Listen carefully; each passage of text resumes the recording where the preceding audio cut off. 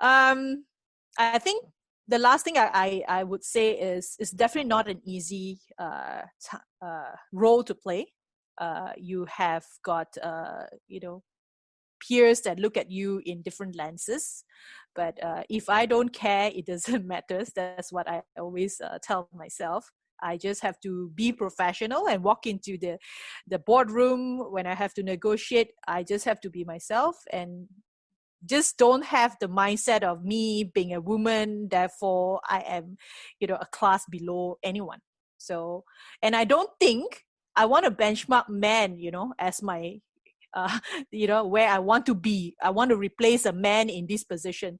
I just want to be the best of myself, the best version of myself. And I'm not sure why women always benchmark like, to be equal to men.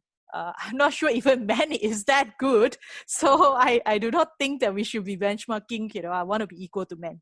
So I don't buy that kind of motto. Yeah. Very, very well said, Rina, honestly, and a very solid perspective. Moving into the next question. Currently, Ficus invests in over 12 different verticals, everything from blockchain to e-commerce to big data to animation. Mm-hmm. What are some of the most interesting startup investments you have made and some major trends you are seeing within Malaysia and Greater ASEAN? I think fundamentally, we love because we have people, team members from private equities, background, asset management. We do look at fundamentals. We are not so keen on those with, huge ambition but no fundamentals. So regardless of industry, because we ourselves have been business builders as well, so we look at really fundamentals. We look at governance, and there are two that we are about to deploy. The funds is actually in a logistic company, which is a huge gap because e-commerce companies can come and go. Ultimately, the boom of e-commerce, the one that is slowly staying at the side and reaping all the benefits are the logistic companies. And we felt that Malaysia, especially, there is a huge opportunity for logistics, especially in a very specific logistic industry like the cold chain, which there are not many there.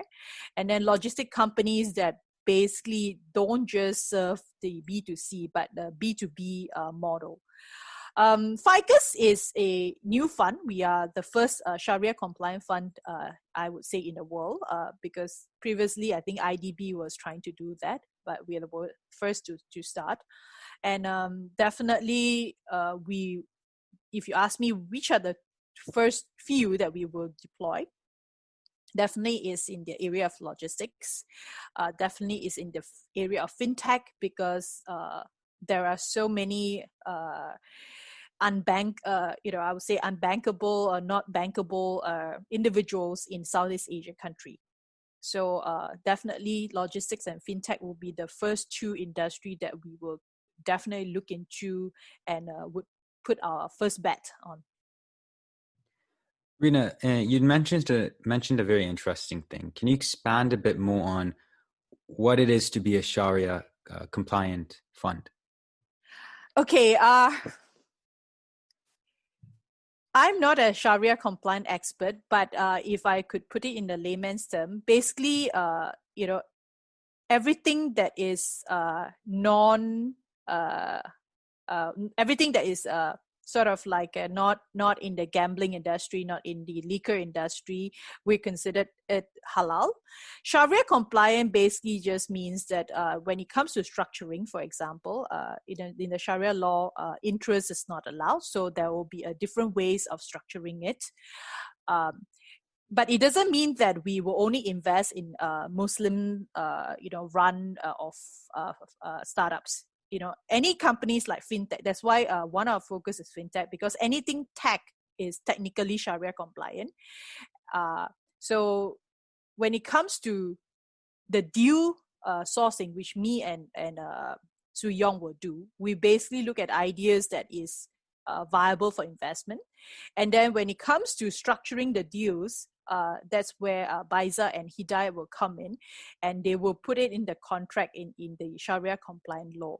So it's a very interesting position to be in right now, because faith-based businesses are booming in Malaysia and in Southeast Asia. And Malaysia is definitely in one of the best position to claim this space, because if you look at the history, some of the best Sharia advisors are actually from Malaysia. So our advisor is Datuk Daud, founder of Amani.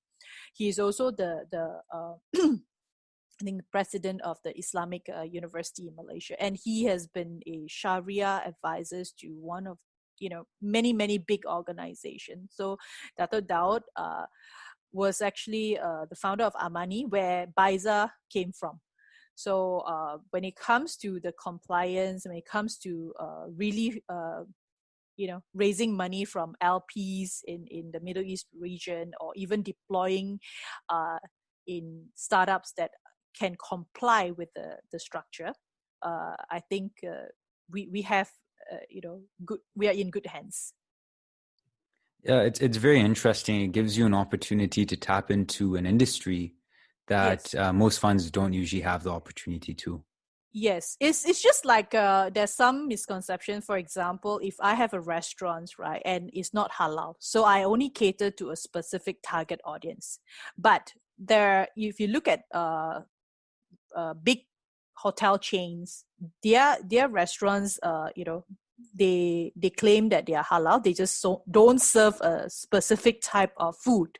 But then you open up your customer base to a bigger base, because especially in Malaysia, and then for example in Indonesia, in fact the Muslim population or the faith-based business is one of a very interesting topic that certainly deserve another a discussion, in-depth discussion. So I feel that when we start something, we need to find a niche for ourselves. And it just happened that our team members has got this in-depth knowledge on Sharia law. So why not? To wrap up our call with our last question, what piece of advice would you give to people out there from the journey you have had thus far in life? Well, I'd like to perhaps take this opportunity and the situation we are all in right now, the COVID situation. There are people who are actually thriving in the midst of crisis, and there are people who are just surviving, trying to get out of this situation. So my advice is you have a choice, and each of us have a choice. We can either pretend that nothing happens. We can just sit back, relax, and watch things happen. That means, we look at news every day and someone around the world is doing great things. Or we can perhaps roll out our sleeves and make things happen. So, and this decision is really up to that individual. Nobody can force you to do things you don't want to do. So if you're going to start a business, be sure that you enjoy the journey as well, because if you do things that you don't enjoy, it's going to be really stressful. So take it baby step at a time. You can dream big, but you have to be really realistic that you start to act locally, take the first step first.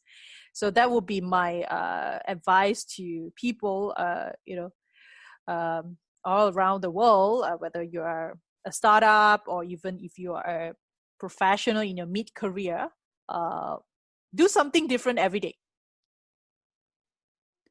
Rina, for people that want to reach out to you, what would be the best point of contact?